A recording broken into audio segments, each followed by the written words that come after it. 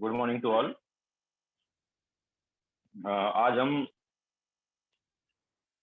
Homework discuss कर लेते हैं जो हमने दिया था। तो फाउंडेशन बिल्डर ऑब्जेक्टिव जो है उसका मैं तुम्हें लिंक सेंड कर दूंगा रिकॉर्डिंग का। सब्जेक्टिव डिस्कस कर लेते हैं।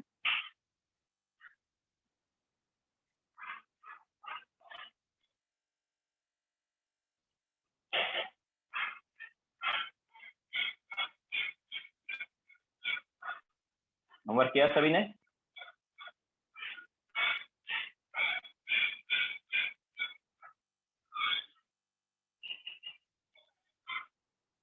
होमवर्क किया गया सबने? तो हम already 1 to 4 and 17 to 28 discuss कर चुके हैं। नाउ क्वेश्चन नंबर 5 से स्टार्ट करते हैं।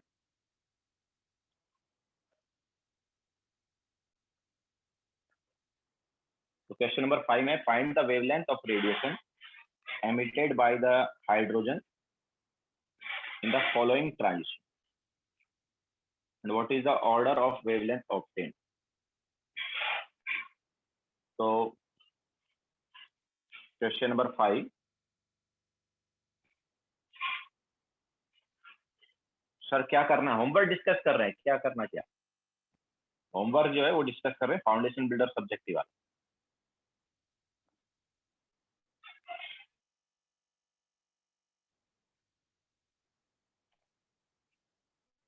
तो ए ऑप्शन में क्या है? ए ऑप्शन में है एन जो है 3 से 2, मतलब इसका क्या है कि लोअर ऑर्बिट जो है 2 है एंड हायर ऑर्बिट क्या है? हायर ऑर्बिट 3 है। तो इसका लैम्बडा निकालना है। So 1 by lambda is equal to R, that is 1.1 into 10⁻⁷ into 1 upon n1 square means 2 pi square minus 1 upon n2 square means 3 pi square। तो क्या है ये? This is 1.1 into 10⁻⁷ into 1 by 4 minus 1 by 9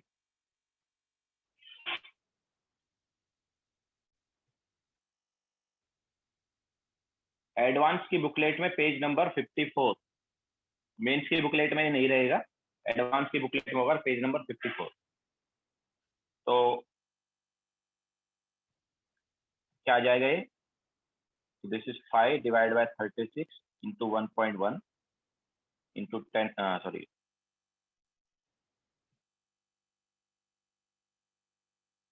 5 by 36 और ऊपर आ जाएगा 1.1 into 10⁻⁷। अगर हमें lambda निकालना है तो क्या हो जाएगा? 36 upon 5 into 1.1, 10⁻⁷ नीचे है उसको ऊपर लेके जा सकते हैं हम, तो -7 हो जाएगा। This is in metre. Now इसको हम ऐसे भी लिख सकते हैं 360 upon 5 into 11 into 10⁻⁻7 मीटर। ये 5 को कैंसिल आउट अगर हम करेंगे तो कितने टाइम्स कैंसिल आउट होगा?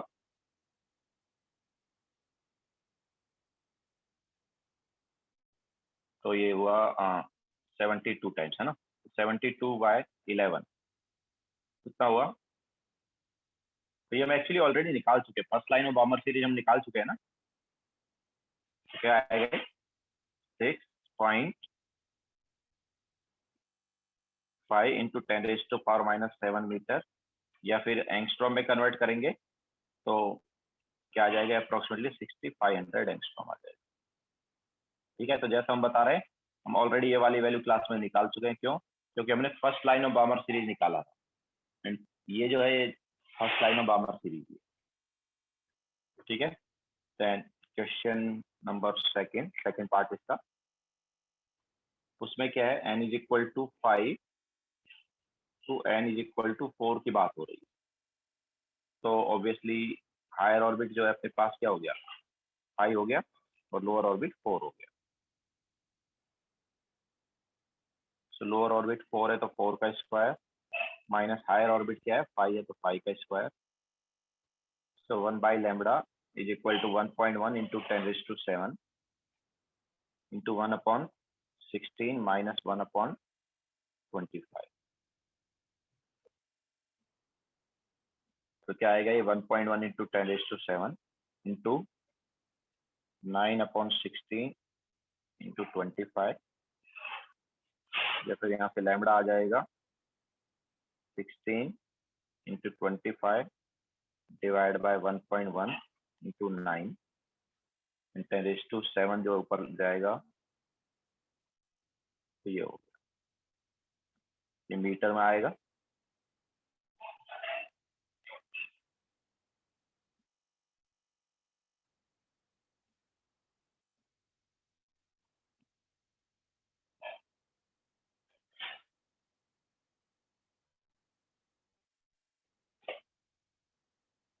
तो ये हमारे पास आ रहा है 40 इंटू 10⁻⁻7 मीटर।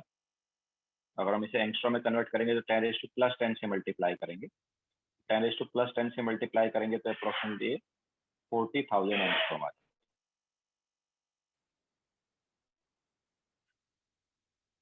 ठीक है, तो ये सेकंड वाला पार्ट हो गया इसका। नाउ थर्ड पार्ट में क्या है,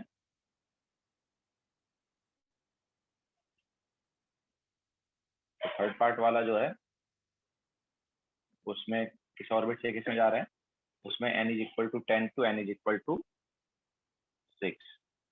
यस, और 40,000 एंगस्ट्रॉम में लिखा है ना, 40,000 ही लिखा है।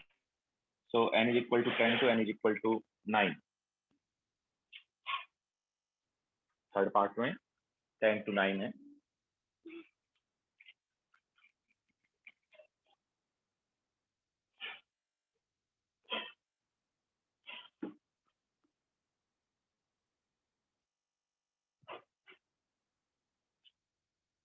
So 1 by lambda is equal to 1.1 into 10⁻⁷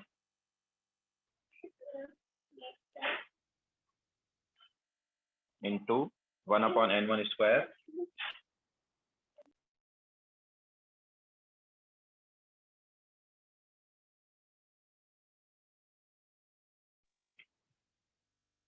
तो 1/n1 स्क्वायर, n1 स्क्वायर मतलब लोअर ऑर्बिट है ना, लोअर ऑर्बिट क्या है 9, तो 9 का स्क्वायर माइनस 1/10 का स्क्वायर। ओके, सो क्या आएगा ये,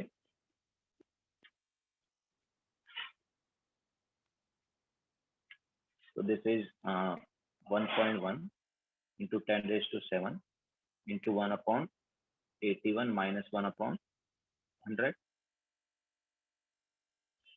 So 1 by lambda is equal to क्या आ गया 1.1 into 10⁻⁷ into 100 minus 81 कितना होगा 19 divide by 81 into 100। Okay, so lambda क्या आएगा इधर से,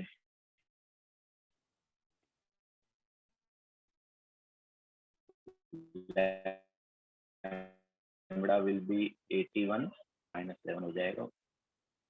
सो ऑब्वियसली ये वैल्यू जो है मीटर में है ना।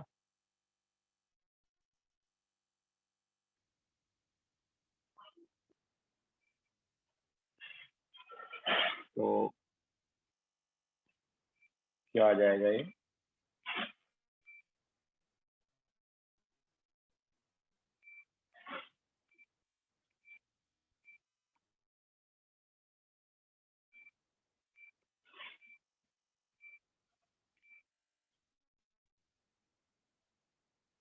तो ये देखो ये आ रहा है 3.87 into 10⁻⁻, तो एंगस्ट्रॉम में कन्वर्ट करेंगे तो 10⁻+10 से मल्टीप्लाई करेंगे तो ये कितना हो जाएगा 387, एंड आई थिंक ये आएगा angstrom. Okay,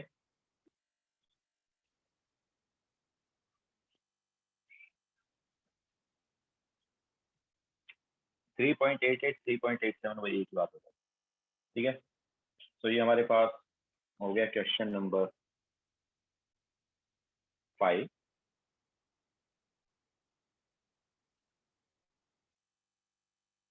okay Tanish, 1 minute देखो जल्दी।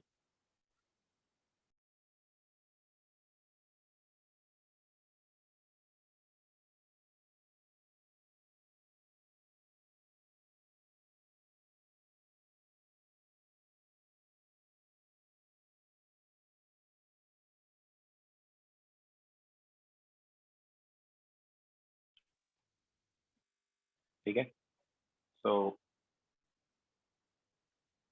नाउ क्वेश्चन नंबर 5 के बाद क्वेश्चन नंबर 6।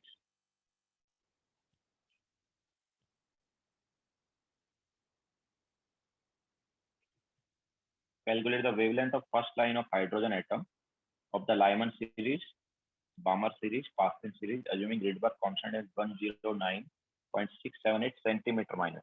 ठीक है, तो उसको ऑब्वियसली सेंटीमीटर माइनस वन को हमें मीटर माइनस वन में भी कन्वर्ट करना रहेगा। अगर उसको सेंटीमीटर में ही रहने देंगे देन ऑब्वियसली आंसर सेंटीमीटर में आएगा। ठीक है, तो लाइमन सीरीज का फर्स्ट लाइन की बात करेंगे तो 109.678 को मीटर में जब कन्वर्ट करेंगे तो इट इज 1.09678। ठीक है, it will be in metre minus one upon n1 square minus 1 upon n2 square. Lyman series का फर्स्ट लाइन मतलब 2 से 1। ओके, तो ये निकालना हमें। So it will be 1 by lambda is equal to 1 point sorry it should be 1.09678 into 10 raised to 7। Similarly ये 1.09678 into 10 raised to 7। अच्छा, नाउ ये मीटर में हमने किया कन्वर्ट, सो 1/1 माइनस 1/4, तो क्या ये 1 by lambda is equal to 1.09678 into 10 raised to 7 and ये हो गया 3/4। बट ऑब्वियसली ये वाली वैल्यू जैसा काफी बड़ी हो गई है ना, कैलकुलेशन डिफिकल्ट हो जाएगा, तो इन्होंने बोल दिया है कि ये 1.09 वाला लेना है, बट तुम 1.1 ही ले सकते हो, बिकॉज अगर वो वाली लोगे तो काफी लंबी कैलकुलेशन हो जाएगी। ठीक है, तो क्या आएगा ये 4/3 इंटू 1.09678 इंटू 10 raised to 7, उसको ऊपर ले जाते हैं तो ऐसा आएगा हमारे पास।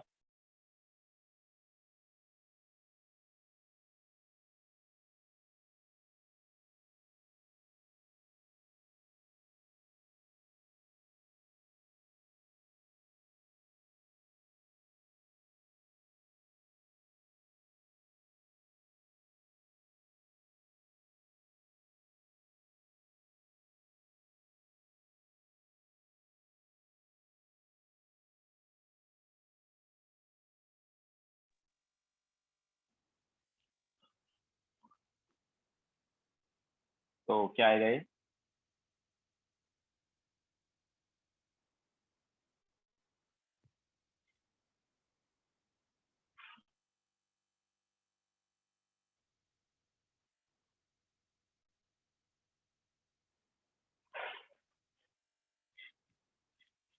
तो ये जो है ये आ रहा है 1.215 into 10 raised to power minus 7 metre. ठीक है, अगर हम इसे एंगस्ट्रॉम में कन्वर्ट करेंगे तो ये हो जाएगा 1215 एंगस्ट्रॉम। तो अगर 1.1 वाला भी लेते हैं ना तो भी यही वैल्यू है, इसलिए हम 1.1 वाला ले सकते हैं, कोई प्रॉब्लम नहीं है। उन्होंने बोला है कि 109 वाला लो, बट 1.1 वाला भी ले सकते हैं, बिकॉज कैलकुलेशन तो काफी लंबी हो रही है बट आंसर सेम ही आ रहा है। ठीक है, तो कोई ज्यादा फर्क नहीं पड़ेगा। इसके अलावा सेकंड पार्ट में क्या है, फर्स्ट लाइन ऑफ बाम्बर सीरीज, अभी ये तो हम ऑलरेडी निकाल चुके हैं, है ना, डायरेक्ट वैल्यू लिख देते हैं। तो सेकंड पार्ट में क्या आएगा, फर्स्ट लाइन ऑफ बाम्बर सीरीज मतलब लोअर ऑर्बिट क्या होता है 2 एंड हायर ऑर्बिट क्या होता है 3। ठीक है, तो इसका लैम्डा क्या आया था, इट वाज अप्रोक्सीमेटली 6500 एंगस्ट्रॉम। ठीक है, तो ये हम ऑलरेडी निकाल चुके हैं, दैट्स व्हाई हम नहीं निकालते। देन इसके बाद Paschen series, first line of Paschen series, तो लोअर ऑर्बिट क्या होगा 3 एंड हायर ऑर्बिट क्या होगा 4। तो ये वाली वैल्यू भी हम निकाल चुके हैं क्या, 3 एंड 4 वाला नहीं निकाला ना, नहीं ये नहीं निकाला है। So 1 by lambda is equal to R को भी मैं वही ले रहा हूँ। ठीक है, 1.1 वाला into 1/n1 square minus 1/n2 square. तो 1 by lambda is equal to 1.1 into 10 raised to 7, 1 by 9 minus 1 by 16। तो क्या आ गया ये, this is 1.1 into 10 raised to 7 into 7/9 into 16, So lambda will be 9 into 16 into 10 raised to power minus 7 upon 1.1 into 7. तो क्या आएगा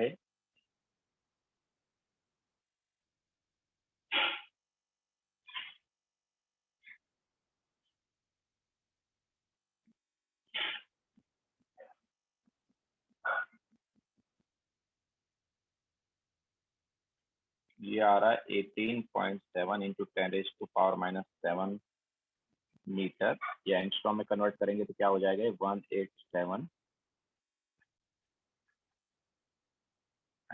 ठीक है 18700 एंगस्ट्रॉम।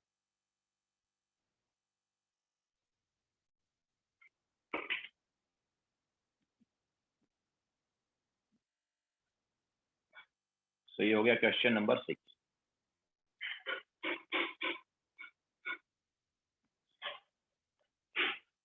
क्लियर? डायरेक्ट फॉर्मूले में सब्स्टिट्यूट करना है, बस n1 और n2 पता होना चाहिए। सीरियस 109678 वो सेंटीमीटर -1 में, हमने इसको कन्वर्ट किया था मीटर -1 में, तो 1.09678 into 10⁶ हो गया था।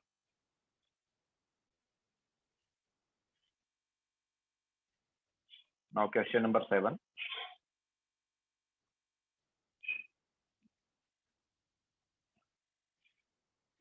Find the wavelength of radiation required to excite the electron in Li2 positive from first to third orbit। तो Li2 पॉजिटिव में इलेक्ट्रॉन जब फर्स्ट ऑर्बिट से थर्ड ऑर्बिट में जाएगा तो जो वेवलेंथ होगी वो क्या होगी, वो फोटोन जो रिक्वायर्ड उसकी वेवलेंथ क्या होगी। तो या तो तुम एनर्जी डिफरेंस के करस्पॉन्डिंग निकाल सकते हो, है ना, Li2 पॉजिटिव का फर्स्ट एंड थर्ड ऑर्बिट का एनर्जी निकाल लो, उससे आ जाएगा लैम्बडा, या फिर आर का यूज कर लो। ठीक है, तो 1/λ इज इक्वल टू आर की value 1.1 into 10⁶ into z²। Lithium है ना, लिथियम 2 पॉजिटिव, z² क्या ले लेंगे 3² into 1/n1²। n1² lower orbit is 1, क्योंकि एक्साइट हुआ तो ग्राउंड स्टेट से ही गया हुआ, तो लोअर ऑर्बिट इज 1 तो उसका स्क्वायर, एंड हायर ऑर्बिट है 3 तो उसका स्क्वायर। तो क्या है ये, तो this is 1/λ is equal to 1.1 into 10⁶ into 9, and ये आ गया अपने पास 1/1 minus 1/9। तो क्या आ जाएगा 1/λ is equal to 1.1 into 10⁶ into 9, and ये हो गया 8/9। तो 9 से 9 कैंसिल आउट हो गया, तो लैम्बडा विल बी ऑब्वियसली 9 से 9 कैंसिल आउट ना, तो इसको हम लिख सकते हैं 8.8 into 10⁶। तो लैम्बडा क्या हो जाएगा 1/8.8 into 10⁶ मीटर, या फिर 10⁻⁻7 अपॉन 8.8 मीटर -1, और ये वैल्यू क्या आ जाएगी,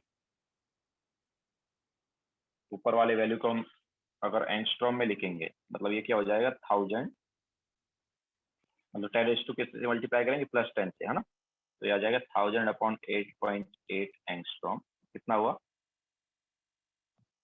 10⁻+10 से मल्टीप्लाई किया तो एंगस्ट्रॉम में आ गया, सो 1000 upon 8.8 that is 113 angstrom. Okay, so angstrom में ये वैल्यू आ रही है। इसके अलावा वो क्या बोल रहा है, देखो वो बोल रहा है कि how many spectral lines are observed in the emission spectrum of the above excited state. तो इलेक्ट्रॉन कहाँ से कहाँ गया यार, फर्स्ट ऑर्बिट से थर्ड ऑर्बिट में गया। अब थर्ड ऑर्बिट से वापस जब आएगा तो कितनी लाइन आ सकती है बताओ, थर्ड ऑर्बिट से ग्राउंड स्टेट में जब वो आएगा तो मैक्सिमम कितनी लाइन आ सकती है। याद है फॉर्मूला क्या था, delta n into delta n plus 1/2, है ना। So what is delta n, delta n is हो गया 3 - 1 दैट इज 2। तो मैक्सिमम लाइन कितनी होंगी हमारे पास, maximum number of spectral line कितनी होंगी, delta n into delta n plus 1 divide by 2। तो कितना है ये 3 आया। या फिर दूसरा तरीका क्या है, तुम ऐसे देख सकते हो कि 1, 2 एंड 3 है ऑर्बिट में गया ना, तो या तो डायरेक्ट आ जाएगा या फिर स्टेप वाइज जाएगा। कितनी लाइन आएंगी, 3 लाइन आएंगी। ओके, तो इन दोनों तरीके से कर सकते हैं, या तो ऐसे बना के कर लो या फिर फॉर्मूले से कर। तो हमें यहाँ पर जब वो फर्स्ट से थर्ड ऑर्बिट में जाएगा तो वापस थर्ड से फर्स्ट में आएगा, लेकिन सीधा भी आ सकता है और स्टेप वाइज भी आ सकता है ना। इसलिए मैक्सिमम कितनी लाइन मिल सकती है?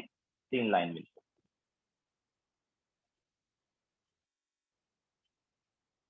Now question number 8।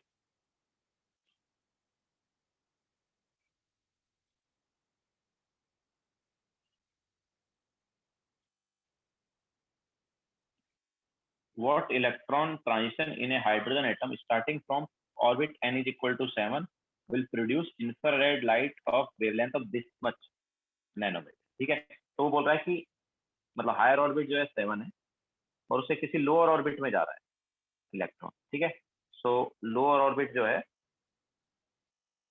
उसको हम n मान लेते हैं। ठीक है, सो 7th ऑर्बिट से nth ऑर्बिट में जब इलेक्ट्रॉन ने जंप किया तो 2170 नैनोमीटर का क्या हुआ?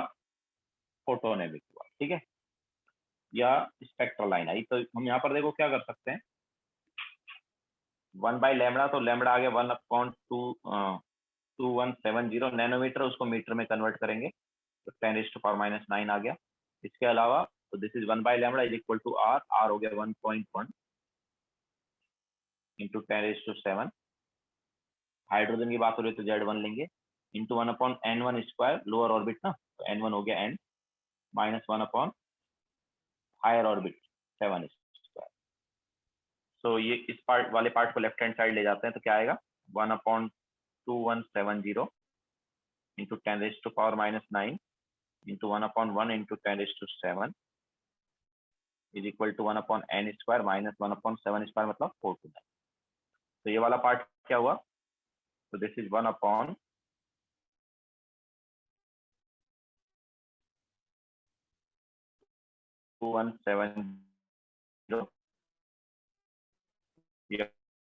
10⁻⁻7 1/n स्क्वायर माइनस 1/49।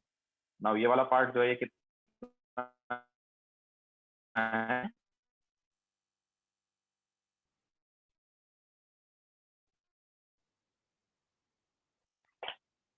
तो ये वाला पार्ट जो है ये आ रहा है 23.87। ठीक है, तो इसको हम ऐसे लिख सकते हैं कि 1/n square is equal to 1/23.87। इस वाले पार्ट को दूसरी साइड ले आए, प्लस 1/14। ठीक है, तो यहाँ से n स्क्वायर जो है वो आएगा हमारे पास एलसीएम वगैरह लेके एंड देन रेसिप्रोकल करके। चलो पहले ये एलसीएम वगैरह ले लेते हैं। तो 1/n square is equal to 49 plus 23.87 divide by 23.87 into 49। ठीक है, ये हमारे पास एलसीएम वगैरह लेके आ गया। तो एन स्क्वायर यहाँ से क्या हुआ? It is 23.87 into 49 divide by 23.87 plus 49 कितना होगा? तो ये नीचे आ जाएगा 72.87। तो एन स्क्वायर क्या आ रहा है?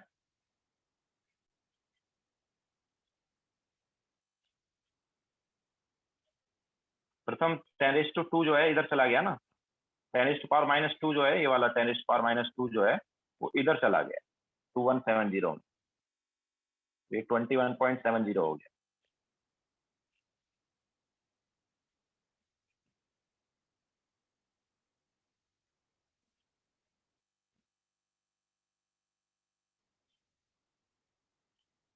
तो ये हमारे पास 16 आ रहा है, एन स्क्वायर 16 आ रहा है, मतलब एन की वैल्यू क्या हो गई? एन की वैल्यू हो गई 4। ठीक है, तो इलेक्ट्रॉन कहाँ से कहाँ आएगा बताओ? इलेक्ट्रॉन आएगा 7 to 4।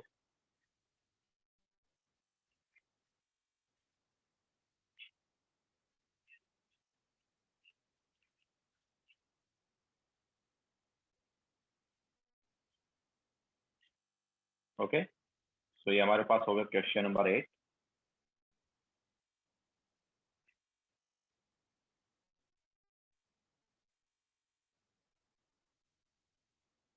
Now question number 9।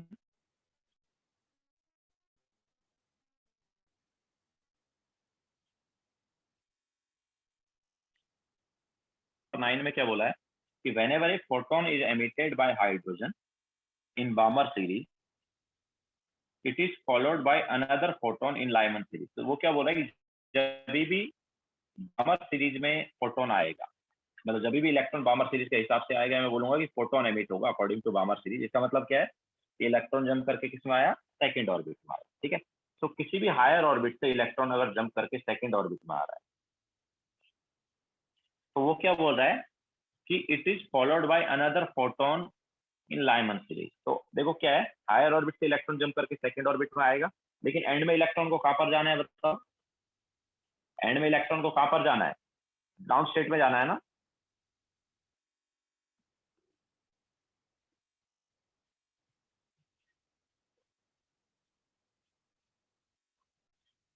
Sir question 8 answer was 387000000 angstrom. Tanish भाई क्वेश्चन 8 में तो ये बताना है कि ट्रांजिशन क्या है, कहां से कहां पे इलेक्ट्रॉन जंप कर रहा है, उसमें वेवलेंथ थोड़ी निकालनी है।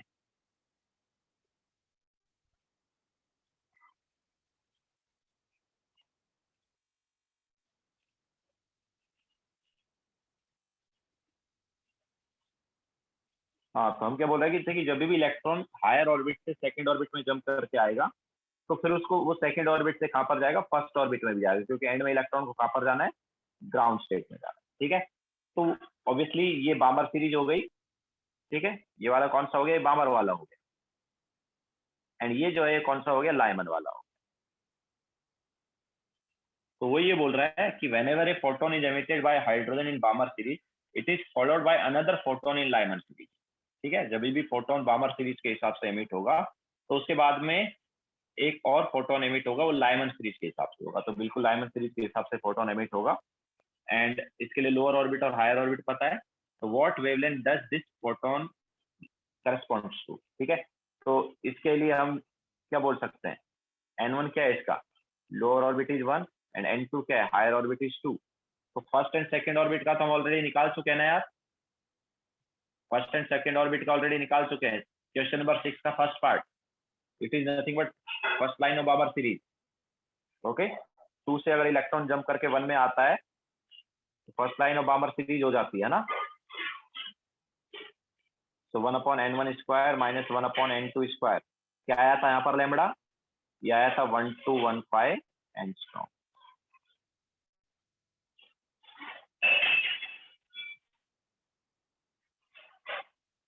ओके, ये हम ऑलरेडी क्वेश्चन नंबर 6 में निकाल चुके हैं, दैट्स व्हाई यहाँ पर नहीं निकाल रहे। Now question number 10,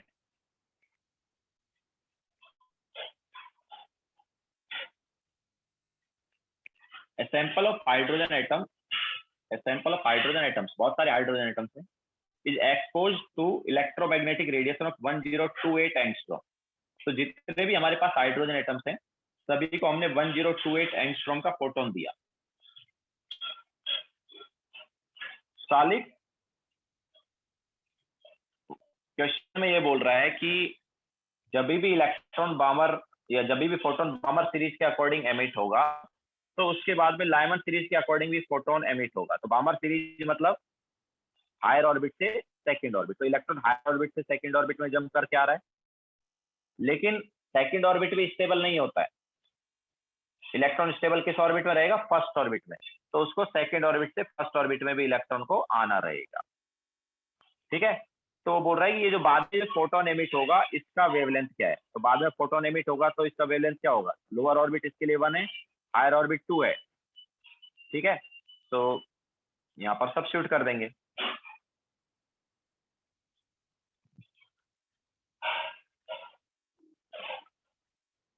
now question number 10 में क्या है कि sample of hydrogen atoms is exposed to electromagnetic radiation of 1028 angstrom. तो हमारे पास बहुत सारे हाइड्रोजन एटम्स हैं, और सभी हाइड्रोजन एटम्स को ऑब्वियसली इलेक्ट्रॉन ग्राउंड स्टेट में अगर नहीं दिया है, तो हमारे पास हाइड्रोजन एटम्स जो है किसमें, ग्राउंड स्टेट में।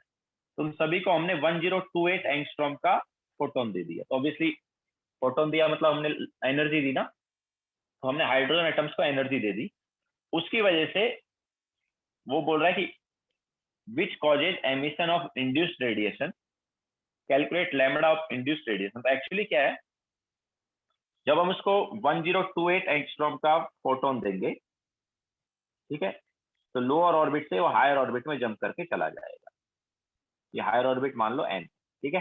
सो लोअर ऑर्बिट से हायर ऑर्बिट में जंप करके चला गया और हमने कितना फोटोन दिया उसको, 1028 एंगस्ट्रॉम का फोटोन दिया। तो सबसे पहले देखेंगे एनर्जी क्या है, ठीक है। So delta E in electron volt is 12400 divide by 1028 angstrom, ठीक है। तो यहाँ पर जब डेल्टा ई निकालेंगे तो आता है 12.09 इलेक्ट्रॉन वोल्ट। अब कोई मुझे बता सकता है कि इलेक्ट्रॉन जंप करके कहाँ गया?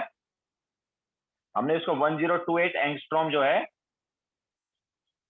इतना वेवलेंथ का फोटोन दिया, मतलब हमने उसको इतना एनर्जी दिया। तो 12.09 इलेक्ट्रॉन वोल्ट अगर हम एनर्जी दे दे हाइड्रोजन के इलेक्ट्रॉन को, तो वो कौन से ऑर्बिट में जंप करके जाएगा बताओ? कौन से ऑर्बिट में जंप करके जाएगा? 12.09 इलेक्ट्रॉन वोल्ट किस किस का एनर्जी डिफरेंस था?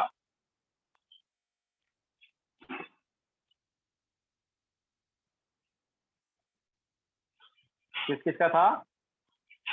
12.09 जो है फर्स्ट एंड थर्ड ऑर्बिट का एनर्जी डिफरेंस होता है, ठीक है। So it is energy difference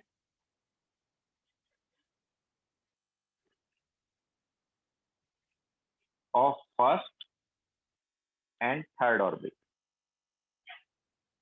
ठीक है। तो हम ऐसा बोल सकते हैं कि इलेक्ट्रॉन जो है जंप करके कहां पर गया? थर्ड ऑर्बिट में गया, ठीक है। That is electron jumps to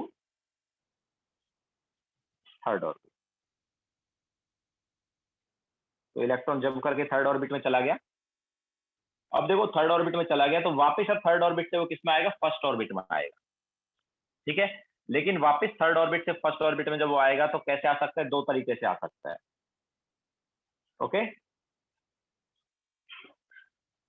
तो ये n इज इक्वल टू 1, या n इज इक्वल टू 2 और n इज इक्वल टू 3। तो दो तरीके से आ सकते हैं, या तो वो डायरेक्ट आ जाए,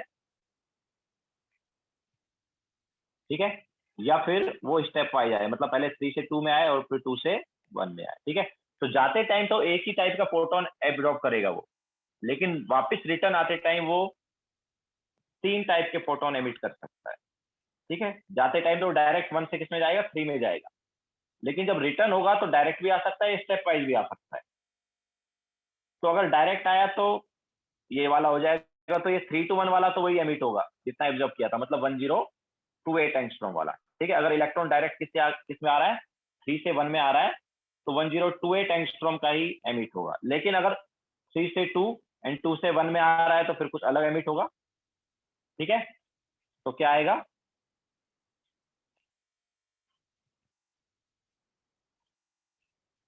तो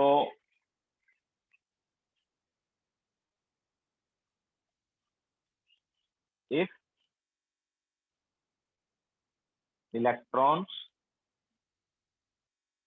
jump from 3 to 2, sorry 3 to 1, ठीक है। अगर डायरेक्ट वापस आ गया तो कितना एमिट होगा? तो उतना ही एमिट होगा जितना एब्जॉर्ब किया था। कितना एब्जॉर्ब किया था यार? 1028 एंगस्ट्रॉम ना। तो 1028 एंगस्ट्रॉम का फोटोन एब्जॉर्ब किया था, तो उतने का ही क्या हो जाएगा? एमिट हो जाएगा। अगर वो वापस जंप करके 3 से 1 में आया, ऑब्वियसली तुम निकाल सकते हो इसको। लेकिन अगर वो स्टेप वाइज आया, ठीक है, if electrons jump from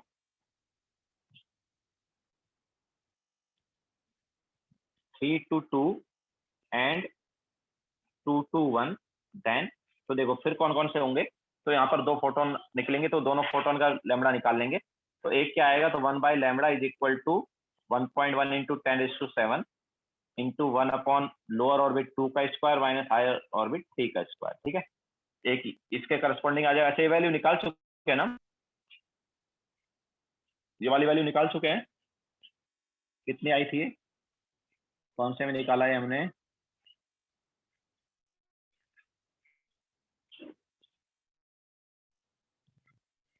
this is बामर का फर्स्ट लाइन ना। सो क्या ये जब निकालते हैं तो लैम्बडा कितना आता है कैलकुलेट करने पर? इट वाज 6500 एंगस्ट्रॉम, ठीक है। एंड दूसरा क्या है? 2 से 1, तो ये भी हम निकाल चुके ऑलरेडी है ना। तो 1 by lambda is equal to 1.1 into 10⁻⁷ into 1 upon 1 square minus 1 upon 2 square. तो यहाँ से जब वैल्यू निकालेंगे तो ये कितनी आती है? 1215 एंगस्ट्रॉम। ठीक है, तो हमारे पास ये वेवलेंथ आ सकती है अगर फोटोन जो है स्टेप वाइज आए या डायरेक्ट आए।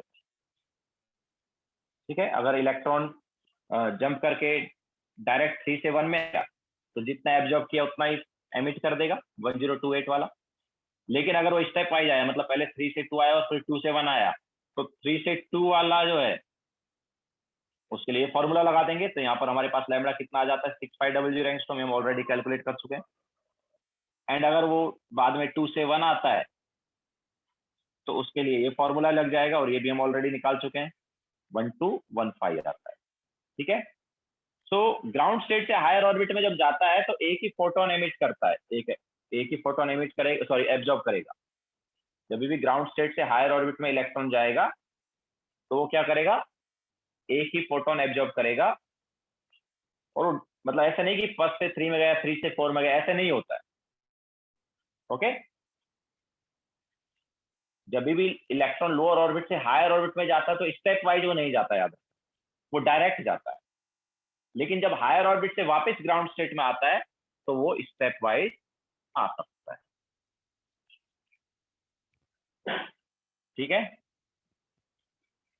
तो जाते टाइम तो उसने डायरेक्ट 1 से 3 में जंप किया था, बट रिटर्न आते टाइम वो 3 से डायरेक्ट 1 में भी आ सकता है, या 3 से 2 एंड देन 2 से 1 में आ सकता है। ठीक है, तो इसलिए हमें जब एमिशन हो रहा है तब 3 टाइप के फोटोन दिखाई दे रहे हैं, या 3 टाइप की वेवलेंथ आ रही है। ठीक है, अब आगे चलते हैं।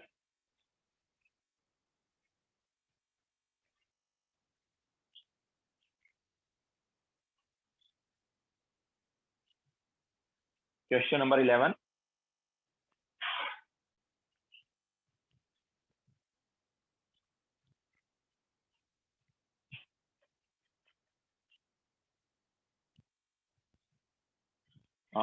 calculate the energy emitted when electron of 6.022 into 10 raised to power minus 23 atoms।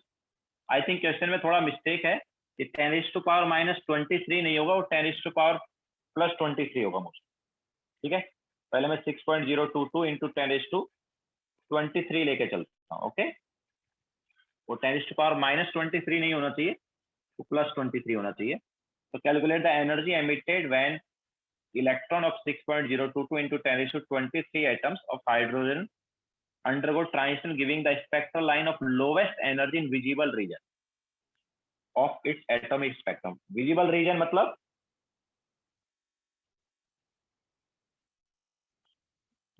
मतलब कौन सा होगा, बामर सीरीज होगी ना।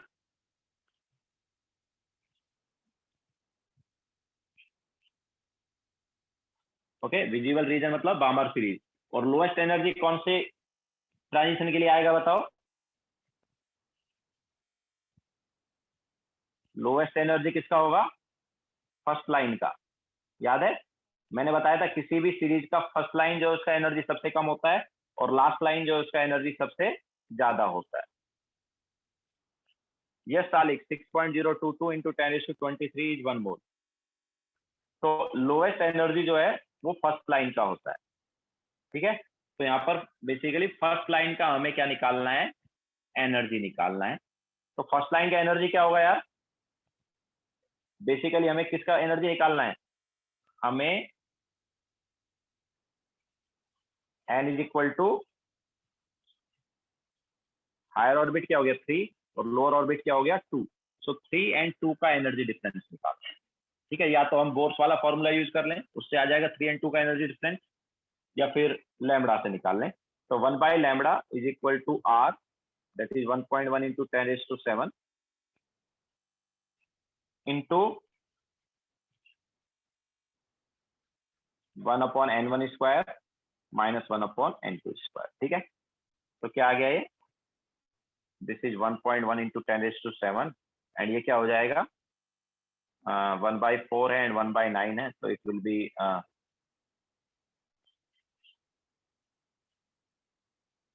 5 by,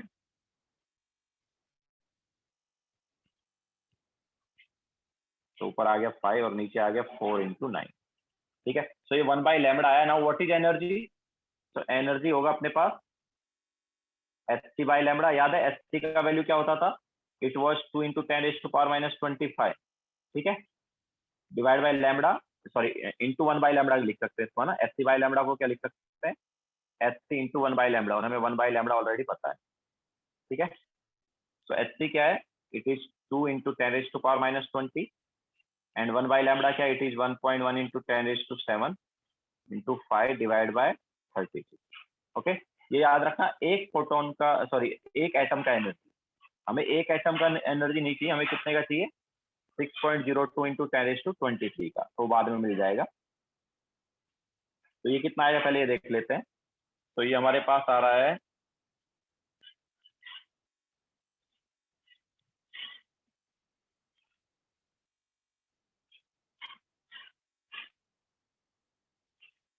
सॉरी 2 इंटू 10⁻⁻25 होता था, इट वॉज 2 इंटू 10⁻⁻25।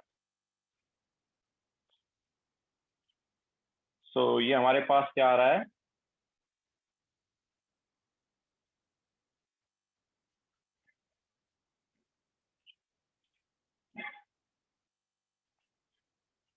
तो ये है 3.05 इंटू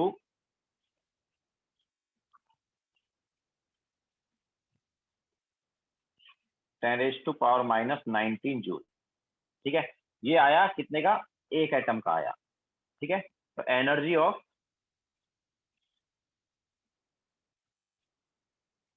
6.02 या एनर्जी फॉर 6.02, ठीक है। जब एक एटम में इलेक्ट्रॉन 3 से 2 में जंप होगा तो इतना एनर्जी का फोटोन एमिट होगा, लेकिन हमारे पास 6.02 इंटू 10⁻23 एटम्स में से अगर फोटोन निकलेंगे तो कितना एनर्जी होगा, तो एनर्जी एमिटेड या एनर्जी फॉर, तो चलो एनर्जी एमिटेड लिख देते हैं। तो energy emitted from 6.02 into 10⁻23 atoms कितना आएगा, मल्टीप्लाई कर देंगे, तो 3.05 इंटू 6.02 इंटू क्या आ जाएगा, 10⁻4 आ जाएगा। तो कितना आ जाएगा ये, 3.05 इंटू 6.02, तो एक्चुअली 183 किलो जूल आ जाएगा। ये तो जूल में है, इसको किलो जूल में भी कन्वर्ट कर देंगे तो ये आ जाएगा 183 किलो जूल, ठीक है। तो जब हम 6.02 इंटू 10⁻23 एटम्स लेंगे या 1 मोल एटम्स लेंगे, तो उन 1 मोल एटम्स में अगर इलेक्ट्रॉन 3 से 2 में जंप करेगा, 1 मोल एटम्स में अगर इलेक्ट्रॉन 3 से 2 में जंप करेगा, तो इतना एनर्जी के फोटोन जो है वो क्या होंगे, एमिट होंगे, ठीक है। एक एटम के लिए कितना एनर्जी एमिट होगा, एक एटम के लिए ऑब्वियसली इलेक्ट्रॉन जब 3 से 2 में जंप करेगा तो जो फोटोन एमिट होगा उसका एनर्जी ये आ जाएगा, क्योंकि वेवलेंथ अपने पास यहाँ से एच बाई लैम्बडा, मतलब 1 बाई लैम्बडा से वेवलेंथ आ रहा है, उस 1 बाई लैम्बडा की वेवलेंथ के करस्पॉन्डिंग हम क्या निकाल रहे हैं, एन, एच बाई लैम्बडा वाला। तो ये हमारे पास एक फोटोन का एनर्जी आ रहा है, ठीक है। तो एक फोटोन की एनर्जी आ रहा है, तो हमारे पास 6.02 इंटू 10⁻23 एटम्स जो हैं उनसे जब फोटोन एमिट होंगे तो फिर हमारे पास ये एनर्जी आ जाएगी।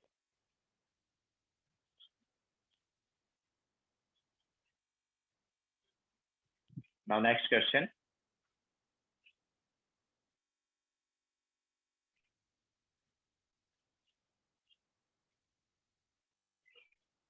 Question number 12,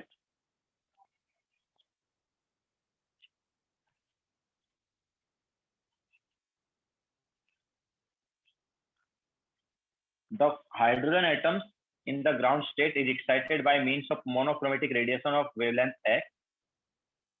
The resulting spectral line consists of 15 different lines. तो देखो क्या है, फर्स्ट ऑर्बिट से इलेक्ट्रॉन किसी हायर ऑर्बिट एंड में जा रहा है, और जब जा रहा है तो ये जो वेवलेंथ है ये क्या है, एक्स एंगस्ट्रॉम है, ओके। ये वेवलेंथ क्या है, एक्स एंगस्ट्रॉम। और वो वापस जब हमारे पास जंप करके आएगा इस एन से फर्स्ट ऑर्बिट में, ठीक है, 1 2 3 एंड एन, तो हमारे पास जो मैक्सिमम लाइंस हैं ऐसे वापस जंप करके जब वो आएगा,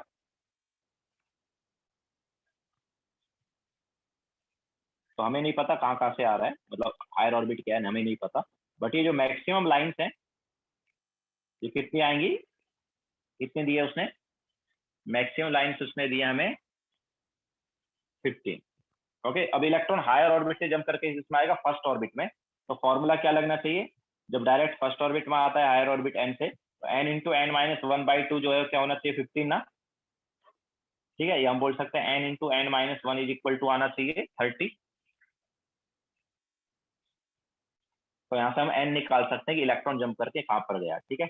तो ऑब्वियसली यहाँ से जो एन है, देखो यहाँ पर एन की वैल्यू अगर हम 6 सब्स्टिट्यूट करें तो इट इज 6, और ये हो गया 5, तो 6 इंटू 5 क्या हुआ 30। ये क्वाड्रेटिक बना सकते हो तुम, कोई प्रॉब्लम नहीं है। क्वाड्रेटिक जो है वो क्या आ जाएगा, n square minus n minus 30 is equal to 0। इस क्वाड्रेटिक का जो रूट है वो क्या हो जाएगा 6 हो जाएगा। तो यहाँ पर एन की वैल्यू 6 आ गई, मतलब इलेक्ट्रॉन जंप करके कहाँ से कहाँ गया, फर्स्ट ऑर्बिट से सिक्स्थ ऑर्बिट में गया। तो फर्स्ट ऑर्बिट और सिक्स्थ ऑर्बिट का एनर्जी डिफरेंस क्या है वो देख लो, और उसके करस्पॉन्डिंग लैम्बडा निकाल लो, या फिर क्या कर सकते हैं, हमें जब लोअर ऑर्बिट और हायर ऑर्बिट पता ही चल गया तो लैम्बडा रिल्डबर्ग वाले फॉर्मूले से भी निकाल सकते हैं। तो 1/λ is equal to R 1.1 into 10⁻⁷, ठीक है। तो हम रिल्डबर्ग वाले फॉर्मूले से क्या कर रहे हैं, वेवलेंथ निकाल रहे हैं, into 1/n1², n1 is lower orbit 1 and higher orbit क्या है 6। तो क्या आएगा 1/λ is equal to 1.1 into 10⁻⁷ into 1/1 minus 1/36। तो यहाँ से लैम्बडा जो है ये आ जाएगा 36/35 इंटू 1.1 एंड ये हो गया 10⁻⁻7 मीटर।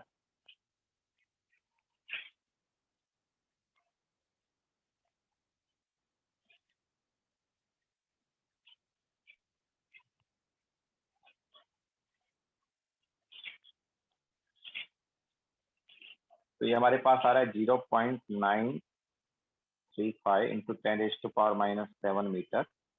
एंगस्ट्रॉम में कन्वर्ट करेंगे 10⁻+10 से मल्टीप्लाई करेंगे, तो दिस इज 935 एंगस्ट्रॉम, ठीक है।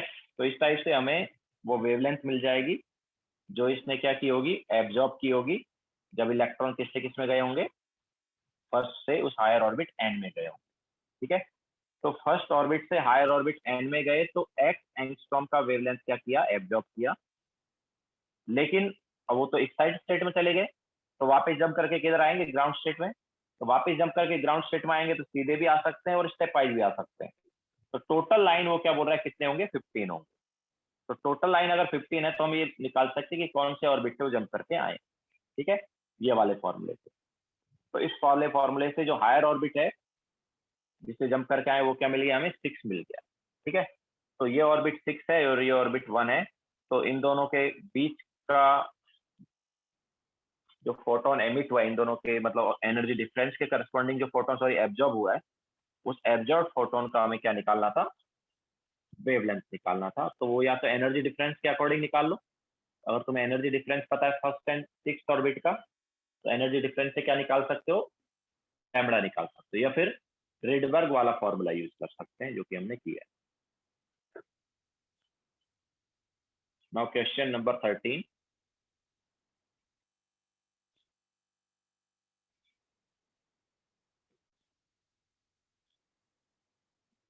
Threshold wavelength of photo electric effect, अच्छा फोटो इलेक्ट्रिक इफेक्ट अभी तक नहीं हुआ है तो वो बाद में कराएंगे, तो ये वाला क्वेश्चन अभी रहने दो, question number 13। Now question number 14 पर चलते हैं।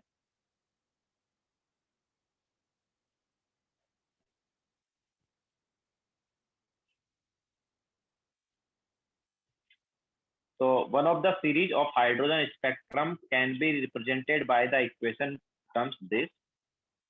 Calculate the maximum and minimum wavelength of the lines in this series. In what portion of electromagnetic will this series will be found? तो देखो अगर हम ध्यान से देखें, nu bar is wave number ना, तो न्यू बार वेव नंबर है, मतलब it is 1/λ is equal to 1.09603। तो बेसिकली ये क्या 1.1 ही है, इंटू 10⁻⁷ इंटू 1/1²।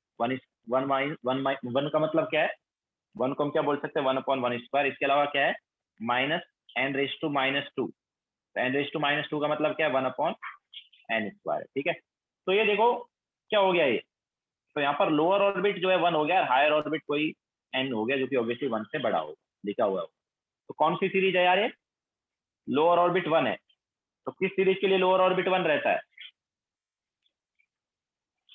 किस सीरीज के लिए लोअर ऑर्बिट 1 रहता है, लाइमन सीरीज के लिए। ठीक है, तो ये कौन सी सीरीज है, ये लाइमन सीरीज। ठीक है, तो जो हमें इक्वेशन दिया है एक तरह से वो लाइमन सीरीज का इक्वेशन दिया है, क्योंकि उसके लिए लोअर ऑर्बिट क्या रहता है, 1 रहता है। ठीक है, now maximum and minimum wavelength निकालनी है। तो मैक्सिमम वेवलेंथ कौन सी लाइन की होती है, मैक्सिमम वेवलेंथ फर्स्ट लाइन की होती है। ठीक है, तो फर्स्ट लाइन का वेवलेंथ अगर हमें निकालना है तो 1/λ is equal to 1.09603 into 10⁻⁷ into 1/1² minus 1/2²। तो ये तो हमें पता ही है ना, क्या आती थी ये वैल्यू, 1215 एंगस्ट्रॉम थी ना, ये वैल्यू कितनी आती थी, लाइमन सीरीज का फर्स्ट लाइन का वेवलेंथ कितना था, 1215 एंगस्ट्रॉम ना। ठीक है, तो ये वैल्यू हमें ऑलरेडी पता है। इसके अलावा मिनिमम वेवलेंथ किसकी होगी, तो मिनिमम वेवलेंथ जो है ये होगी लास्ट लाइन की।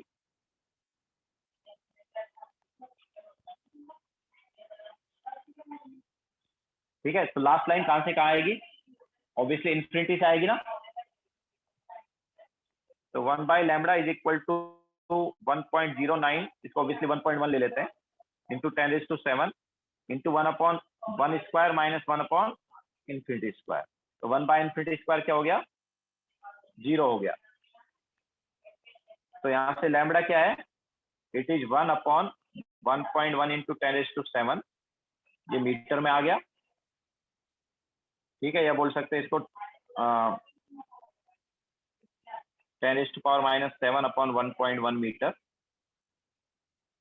एंगस्ट्रॉम में कन्वर्ट करेंगे तो 10⁻+10 से मल्टीप्लाई कर देंगे, तो हमारे पास 909 एंगस्ट्रॉम आ रहा है।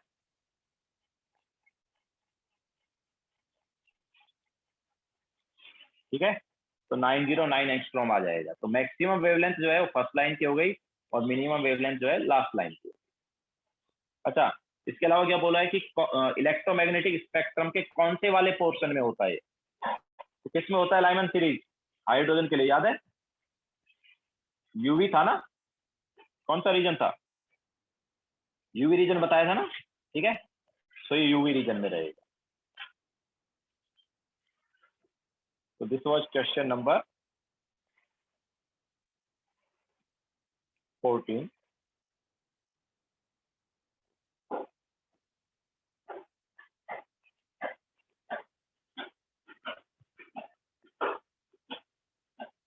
Now question number 15.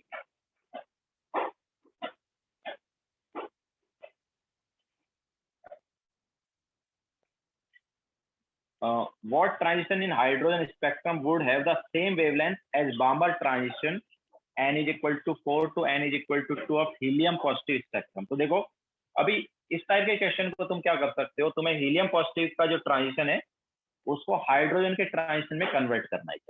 वो बोल रहा है कि हीलियम पॉजिटिव का 4 इज इक्वल टू, मतलब n इक्वल टू 4 से जब n इज इक्वल टू 2 में इलेक्ट्रॉन जंप करता है तो जो वेवलेंथ एमिट होता है वो सेम वेवलेंथ हाइड्रोजन के किस ट्रांजिशन के लिए एमिट होगा। ठीक है, तो देखो 1/λ is equal to r into z² that is 2² into 1 lower orbit 2 उसका स्क्वायर माइनस हायर ऑर्बिट 1/4 उसका स्क्वायर। ठीक है, तो अब तुम्हें इसको हाइड्रोजन में कन्वर्ट करना, हाइड्रोजन वाली इक्वेशन में। तो हाइड्रोजन के लिए देखो z² क्या होता है, 1 होता है, मतलब यहाँ पर हमारे पास जस्ट r आना थी।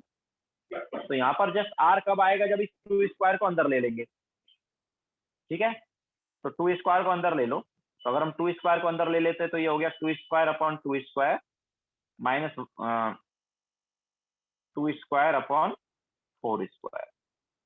ठीक है, तो क्या आया 1 by lambda is equal to R. अब इसको मैं 1 बाई 1 का स्क्वायर बोल सकता हूँ क्या? ऑब्वियसली ये 1 हो गया ना, तो इसको मैं 1 बाई 1 का स्क्वायर बोल सकता हूँ। इसके अलावा ये देखो ऊपर 4 है और नीचे क्या है 16 है, तो ये क्या बचा? ये 1 बाई 4 बचा ना। 1 बाई 4 को हम क्या ले सकते हैं 1 बाई 2 का स्क्वायर। तो अब देखो ये वाली वैल्यू और ये वाली वैल्यू एक्चुअली सेम ही है। ये तो जेड स्क्वायर आ रहा है और नीचे वाली इक्वेशन में एक तरह से जेड स्क्वायर नहीं आ रहा है। तो ये हाइड्रोजन की इक्वेशन हो गई, ठीक है। तो इसको मैं इक्वेट करके ऐसे भी लिख सकता हूँ कि R into 1/n1 square minus 1/n2 square. तो देखो n1 क्या हो गया, n1 हो गया 1 एंड n2 क्या हो गया 2। मतलब हाइड्रोजन के लिए कौन सा वाला लाइन हो गया ये? हाइड्रोजन के लिए कौन सा लाइन हो गया? 2 to 1 हो गया, ठीक है। तो हाइड्रोजन के लिए 2 to 1 का जो वेवलेंथ है, सेम वही वेवलेंथ हीलियम पॉजिटिव के लिए किसका होगा? 4 से 2 वाला होगा। तो हमने यहां पर क्या किया, हीलियम पॉजिटिव की इक्वेशन को हाइड्रोजन की इक्वेशन में कन्वर्ट कर दिया।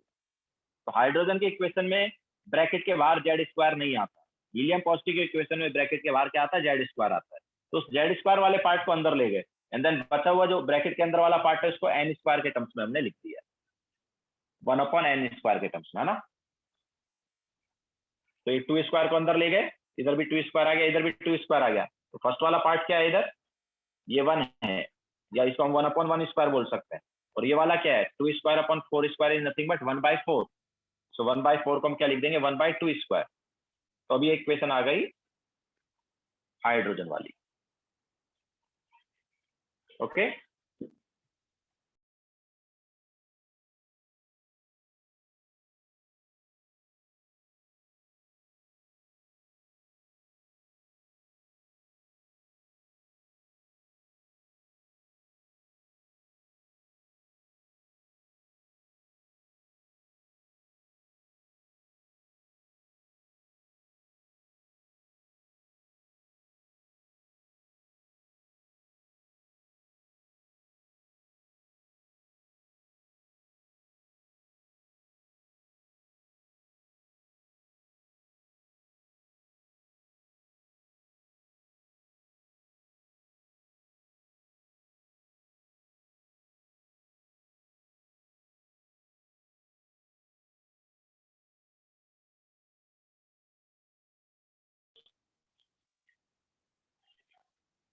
Now next question.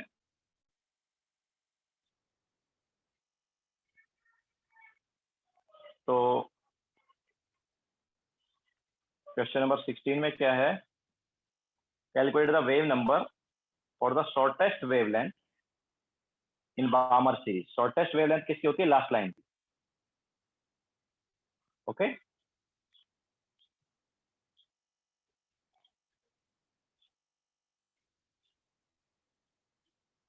तो shortest wavelength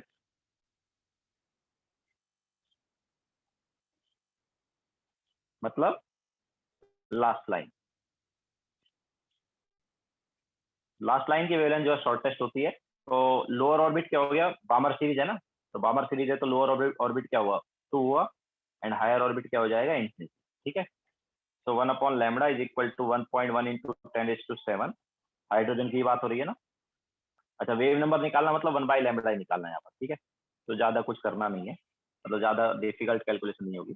so nu bar is equal to 1/λ या 1.1 into 10⁷ that is R into 1/n1 square that is 2 square minus 1/n2 square that is infinity square, ठीक है। तो ये वाला पार्ट क्या हो गया? 0।